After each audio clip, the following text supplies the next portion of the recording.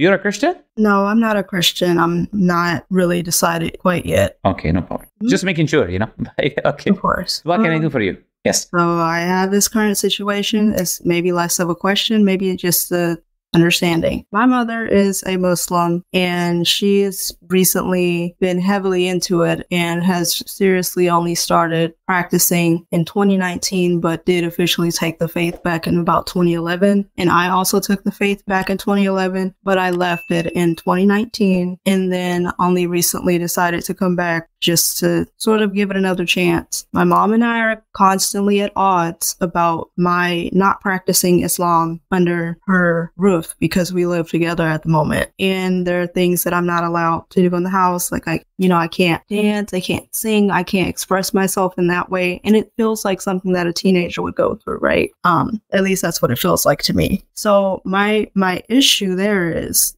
I'm constantly being told that I'm not good enough to practice the faith, or I'm not good enough for God, or I'm being disobedient. And I'm just wanting to get maybe another Muslim's perspective, because I don't think that not practicing a religion means that you're being disobedient or disrespectful to God, especially if that's not at the forefront of your mind anyway. For me, I have no issues with the Muslim community. I take issue where you take your beliefs and you try to push them onto someone else. In that case, my mother being this person who is constantly advocating for me, oh, your soul is going to be lost. You are waging a war with God that you're going to lose. Satan is speaking in your ear. And I don't believe those things. As an ex-Muslim, basically, I don't believe those things. I'm not convinced of those things anymore. I don't have a fear of hell. I don't care. I just want to know, how can I, because at this point I'm feeling like our relationship is sort of dead, almost, pretty much because of it. And it's a shame, because I've always tried to meet her with the good principles of Islam, because I'm sure there are some in there, being a good person, treating other people with kindness and respect and those sorts of things. But I just worry that this might be the end of our relationship due to our, I guess, disagreements on practicing Islam and not practicing it. And it's not something that I'm convinced or interested in doing, but at the cost of a potential relationship with my mother. So maybe you can give me some perspective on this. How old are you? I'm 20. Look, I'm 27. No, because you said something a teenager goes through, so I was like, it's just need to confirm. Well, that's what I'm saying. That's what it feels like. It feels like something akin to that. That's why I'm saying that. Yeah, that's why I'm just confirming. I'm just trying to understand, like your age, So which is why I asked the question. Okay, because you said was a bit contradictory in a sense. One statement you made, you said that I'm trying to practice again, and then you said you are not a Muslim. Well, no, I had only recently taken it up about a month and a half ago, and then I just stopped praying because I knew in my heart of hearts that it's just not something that I'm interested in. So this has been an on and off thing for me personally. I just don't find anything compelling about the religion, and that's not against anyone. It's just not for me. And I've said it so many different times in the most respectful way that I can. And I'm just finding that if this is the way that people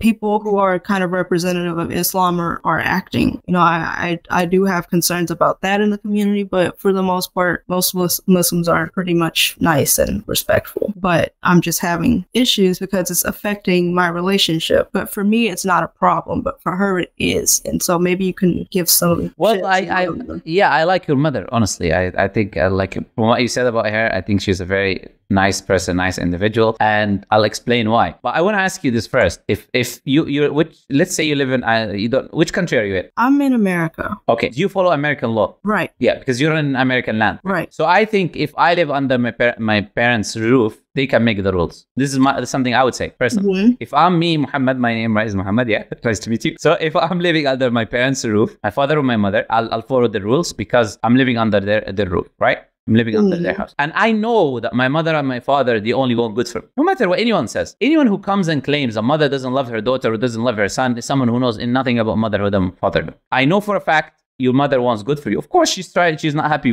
with what you're doing because she knows there's consequence. She knows Islam is the truth. She knows there's punishment. Whether you care or you don't care, with all due respect to you, you are using feelings. You're not using facts. When you say, for example, I don't feel like it is the thing for me, because obviously you want to dance and you want to, what you call, express yourself. You want to do these type of things. It does not feel like it's for you, but truth is not based on feelings. Truth is truth. So if your parent, if she's more wise than you, I'm not saying she is or she isn't, I'm saying, but if she is more wise than you and she knows this is the truth, and based on her knowing this is the truth, she wants good for you. She doesn't want her daughter to be punished. She doesn't want her daughter to be led astray. What might appear to you as harshness is more of care, is more of wanting good for you, is more of looking after her own daughter. If she doesn't tell you anything, that is a sign that she doesn't care. Because if she doesn't care about you, then do whatever you want to do. Just go do this or do that, or she's not going to care what you're doing. But this is a sign that she cares about you. The amount of effort that she's putting in to help you is just a sign of how much she actually cares about you as her daughter, how much she wants good for you. That's why I said she's a very nice lady.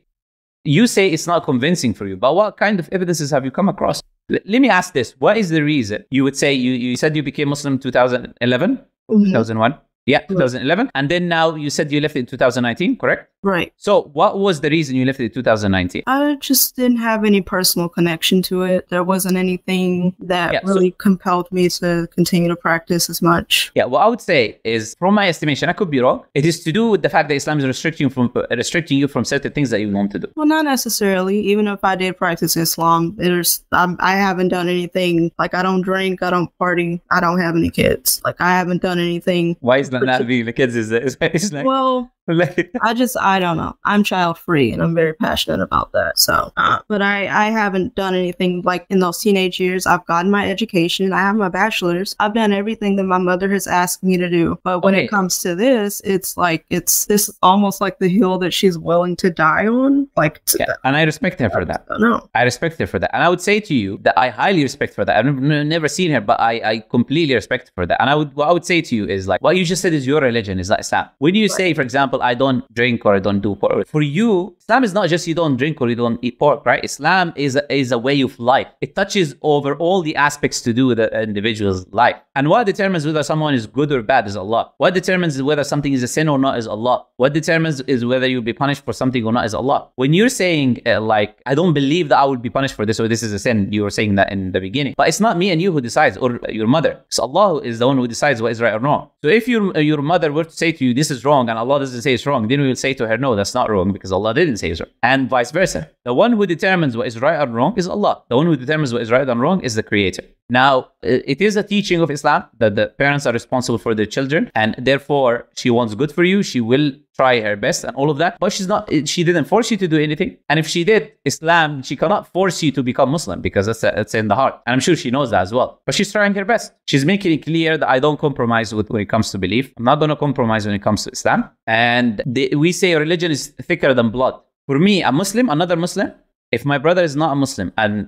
I have if my brother, my own brother, my blood brother is not a Muslim, and there is another Muslim out there, he's closer to me than my brother. Because belief, we have a brotherhood in belief, and it's thicker than the blood. The blood, anyone can be born from like another person, but in reality, they could be evil, they could be bad, it doesn't mean anything. But this togetherness in faith is something that unites us under the commands of Allah. So, if you have children, I know like you're very against children, right? But let's have a hypothetical situation. Say hypothetically you had a child, and that child is running towards the fire. What would you do?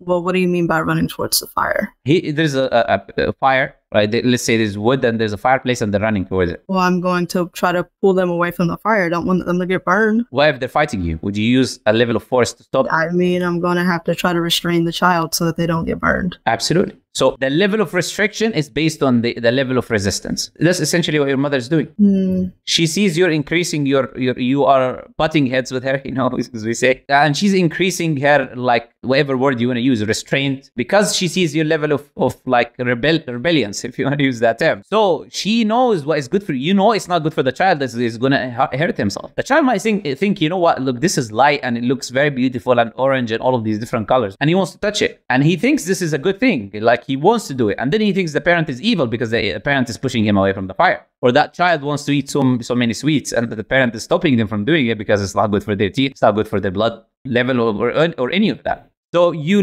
have a perspective of your mother. I think that you should love your mother for what she's doing. That's my honest opinion. It's because it shows she cares. I have no doubt in my heart that it shows how much she cares about you. Because if she didn't care, she will not comment on anything you do. You live, you love, you do whatever you want to do. She's gonna get in the house, like do her thing, and that's it. If she's invested to that level, it shows her level of care about her daughter. That's like Islamic perspective of my perspective. Like, I mean, I don't doubt that she does care. I haven't experienced the same, I guess, the same level of positive outcome from Islam as maybe the rest of my family has, because most of them practice Islam as well. I haven't experienced the same. I don't have another term for level of positive outcome. Fulfillment, you wanna say? By that, I just mean, like, essentially, if you pray about something, you get it or you don't. And if you don't get it, it's probably delayed. And then if it's delayed, then it's at the time that it's, quote unquote, supposed to be, even if you're working towards it, you know, that kind of thing. And it could be delayed to the afterlife as well. And it could be not answered at all. Yeah, that's fair. But, you know, if it's not answered at all, then I don't know why you would continue. There are reasons.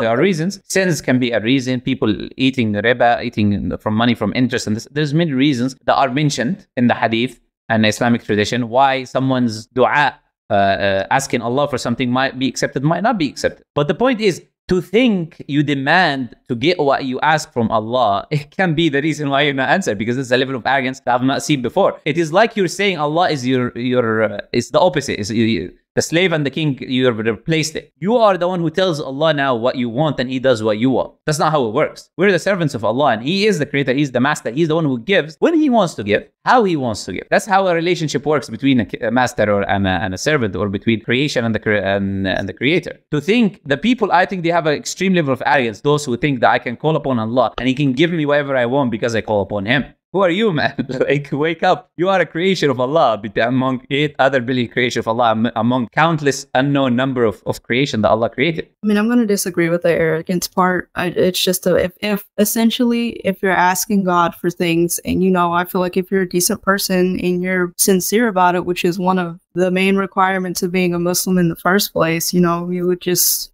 be kind of expected that, you know, it even says in the Holy Quran that, you know, certain people get more and then certain people get less. So, and there's not any real rhyme or reason behind it. It just, so it's not expected. The Quran says to you, you're tested. That's the reason. This life is a test, and Allah will test you with fear and hunger and loss of life and loss of wealth and restrictions of things that you might think are good for you. You want to do them based on your feelings, but they're not good for you. Allah says, كُتِبَ عَلَيْكُمُ الْقِتَالُ وَهُوَ كُرْهٌ لَكُمْ. Fighting has been written upon you, prescribed upon you, and you hate it. وَعَسَىٰ أَن تَكْرَهُوا شَيْئًا وَهُوَ خَيْرٌ لَكُمْ. You may hate something and it's good for you, and you may love something that is bad for you, and Allah knows and you do not know. So Allah told us, so it's not expected that everything will be answered, because all of what I was telling you about the reasons of why it's not answered, all of that are in the Quran and Hadith. So what is happening is exactly what Allah told you is going to happen. I mean, if, you know, that's great.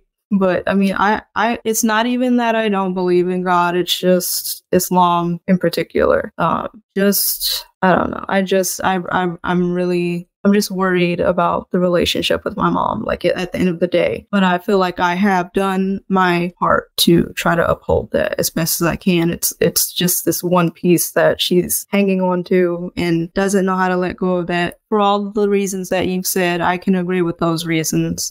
You know, she believes that she wants what's best for me and things like that. But I don't know. It's just at the end of the day, I feel like I have to sort of make my own decisions and find what works for me, because things still work out for me somehow. Like, there's been a lot of good things happening for me lately, just in general. And I don't know. I don't mean any disrespect to any Muslims or anything like that. Like, I have no issue with the Islam community. It's just when you're trying to force your personal beliefs onto someone else. But I do appreciate the perspective that you have given. But you, also, you know that we're not trying to force anything on anyone. Like, well, no, it's not that. It's just when you're repeatedly told and asked the same 4 questions a day, you know, you start to think, hey, man, maybe this is it. Maybe but you're only going with that of compliance. It's not a choice. And that's the thing. I don't have any personal connection to Islam at all. But if you practice it, I don't have an issue with it. Okay. Okay.